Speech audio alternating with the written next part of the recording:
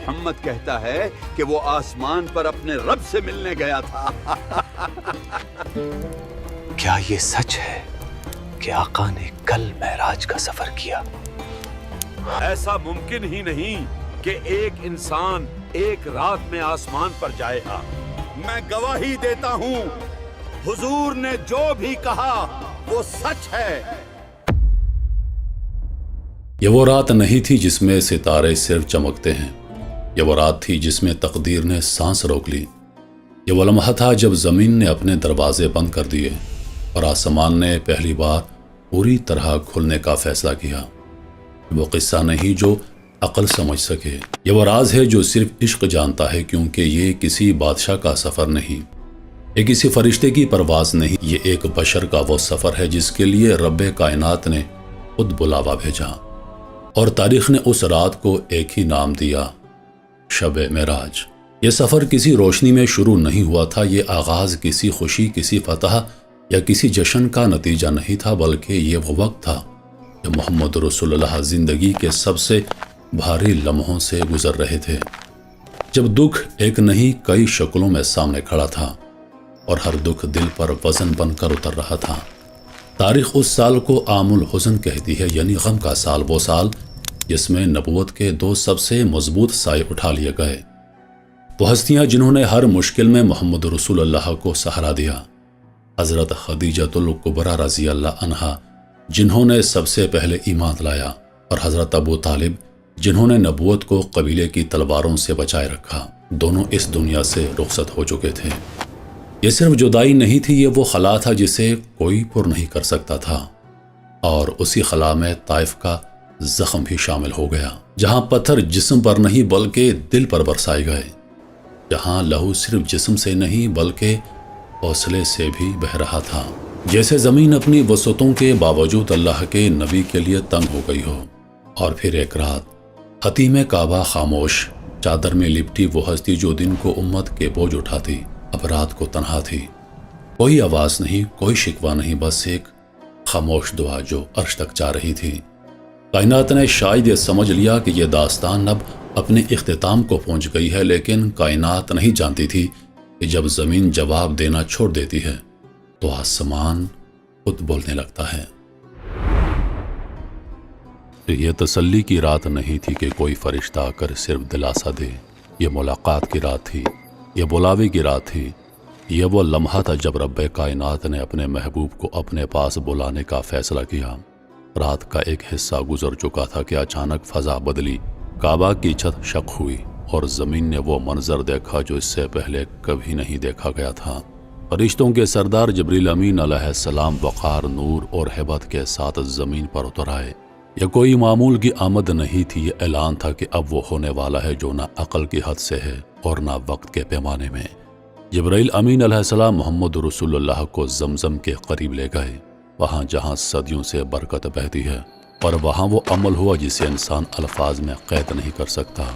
شق صدر، دل کو نکالا گیا تاکہ دل کو ہی بلند کیا جا سکے، آب زمزم سے دھویا گیا تاکہ زمین کی تھکن اتر جائے، اور ایمان و حکمت سے بھرا ہوا نور اس دل میں بھر دیا گیا جو آسمانوں کا سفر کرنے والا تھا۔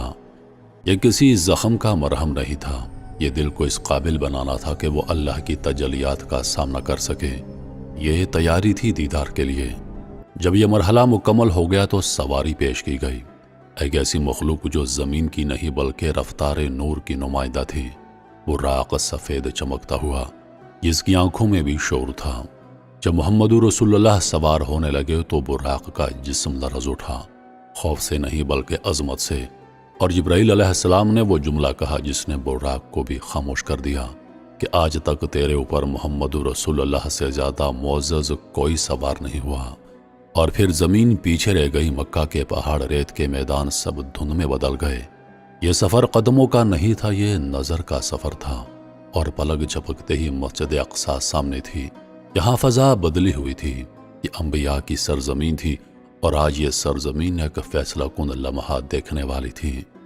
جب محمد رسول اللہ اندر داخل ہوئے تو صفیں لگی ہوئی تھیں، آدم علیہ السلام سے لے کر عیسیٰ علیہ السلام تک تمام انبیاء منتظر تھے، اور جیسے ہی محمد رسول اللہ آگے بڑھے، امامت کا فیصلہ خود بخود ہو گیا۔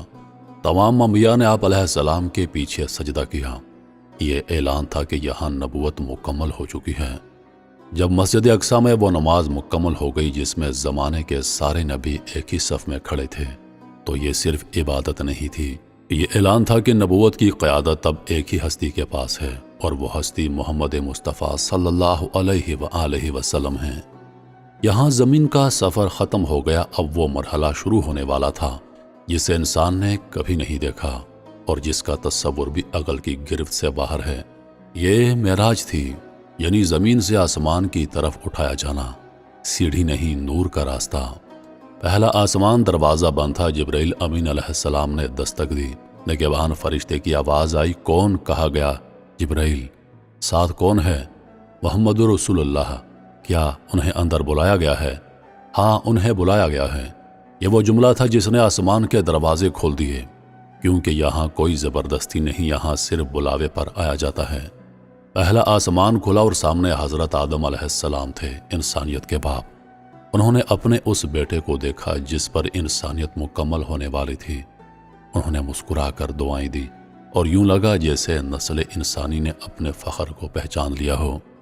दूसरा आसमान आया। यहाँ हज़रत यहया और हज़रत ईसा अलैहिस्सलाम थे। पाकीज़गी, सब्र और कुर्बानी की अलामतें। उन्होंने मुहम्मदुर रसूलुल्लाह को खुशामदीद कहा और ये एहसास मज़ीद गहरा हो गया कि यह सफ़र सिर्फ बुलंदी का नहीं, रब्त का भी है। तमाम नबूवतें एक मरकज़ पर जमा हो रही थीं। तीसरा आसमान हज़रत यूसुफ अलैहिस्सलाम, वो हुस्न जो दुनिया में आधा बांट दिया गया था, लेकिन यहाँ हुस्न का मयार चेहरा नहीं किरदार था। उन्होंने मुस्कुरा कर सलाम किया और यह साबित हो गया कि असल खूबसूरती अतात में है। चौथा आसमान हज़रत इदरीस अलैहिस्सलाम, वो नबी जो पहले ही बुलंद मकाम पर उठा लिए गए थे। उन्होंने उस हस्ती को देखा जिसे सबसे बुलंद मकाम अता होने वाला था। पांचवां आसमान हज़रत हारून अलैहिस्सलाम, नरमी, शफ़क़त और उम्मत की खिदमत का पेकर। उन्होंने मुहम्मदुर रसूलुल्लाह को देखा और महसूस किया कि उम्मतों का बोझ उठाने वाला आ चुका है। छठा आसमान, यहाँ कलीमुल्लाह हज़रत मूसा अलैहिस्सलाम मौजूद थे, वो नबी जिन्होंने उम्मत का बोझ सबसे ज़्यादा महसूस किया था। उन्होंने मुहम्मदुर रसूलुल्लाह को देखा और उनकी आंखों में खुशी थी और एक गहरी फिक्र भी, क्योंकि वो जानते थे कि आगे उम्मत के लिए क्या तोहफा आने वाला है। और फिर सातवां आसमान, जहां बैतुल मामूर जगमगा रहा था, वो घर जिसका तवाफ ज़मीन पर काबा की सूरत में होता है। यहाँ हज़रत इब्राहीम अलैहिस्सलाम टेक लगाए बैठे थे। खलीलुल्लाह, जिनकी नस्ल से आखिरी नबी आए थे, उन्होंने अपने उस वारिस को देखा जिसने दुआ को हकीकत बना दिया था। यहाँ फरिश्तों का हुजूम था। हर दिन 70,000 फरिश्ते बैतुल मामूर का तवाफ करते हैं और फिर क़यामत तक उनकी बारी वापस नहीं आती। यहाँ कसरत भी थी और नज़म भी, क्योंकि ये अल्लाह का निज़ाम था। यहाँ से आगे हर हद ख़त्म हो जाती है। यहाँ अक़ल रुक जाती है। यहाँ इल्म की आखिरी लकीर आती है। यह मुकाम है सिदरतुल मुंतहा, एक ऐसा दरख्त जिस पर अल्लाह का नूर इस तरह छाया हुआ था कि हर लम्हा रंग बदल रहा था।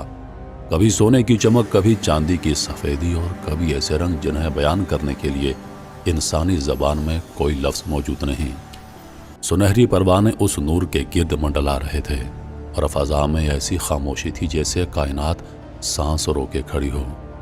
यहाँ आकर जिब्राइल अमीन अलैहिस्सलाम रुक गए। 600 परे वाले फरिश्ते जो वही उठाते रहे, आसमानों में उतरते चढ़ते रहे, आज उन पर लर्ज़ा तारी था।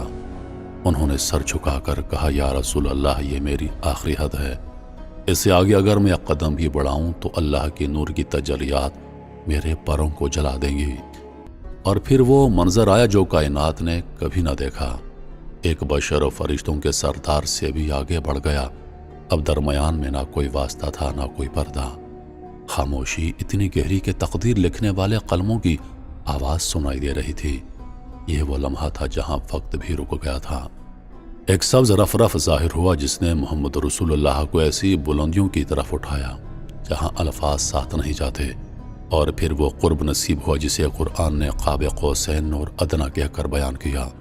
2 कमानों वाला फासला या इससे भी कम। यह मुलाकात किसी मिसाल की मोहताज नहीं। यहाँ जो बात हुई वो राज थी। यहाँ जो अता हुआ वो तोहफा था।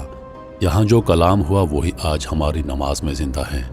अत्तहियात से लेकर अस्सलाम तक یہ وہ لمحہ تھا جب رب نے اپنے محبوب کو امت کا سب سے بڑا تحفہ عطا کیا، نماز۔ 50 نمازیں فرض ہوئیں، پھر واپسی پر حضرت موسیٰ علیہ السلام کی امت کے درد سے بھری آواز آئی اور بار بار عرض کے بعد یہ بوجھ کم ہو کر 5 رہ گیا، مگر اجر 50 کا ہی رکھا گیا، کیونکہ یہ امت کم میں زیادہ پانے والی امت ہے۔ یہ سفر ہزاروں سالوں پر محیط تھا، لیکن جب محمد رسول اللہ واپس مکہ پہنچے تو دروازے کی کنڈی ابھی بھی ہل رہی تھی، بستر کی حرارت باقی تھی، وقت زمین پر تھم گیا تھا۔ صبح ہوئی تو عقل کے پجاری ہنسنے لگے۔ انہوں نے کہا، یہ کیسے ممکن ہے؟ ایک رات میں آسمانوں کا سفر؟ لیکن ایمان نے جواب دیا۔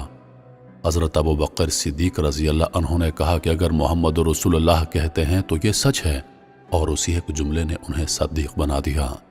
اور حضرت علی رضی اللہ عنہ جب عقلیں لرز رہی تھیں تو باب العلم کا یقین پہاڑ کی طرح قائم تھا، کیونکہ یہ سفر عقل کا نہیں بلکہ عشق کا تھا۔ معراج ہمیں سکھاتی ہے کہ جب انسان اللہ کے لیے سب کچھ کھو دیتا ہے تو اللہ اسے وہ عطا کرتا ہے جو نہ کسی آنکھ نے دیکھا اور نہ کسی کان نے سنا۔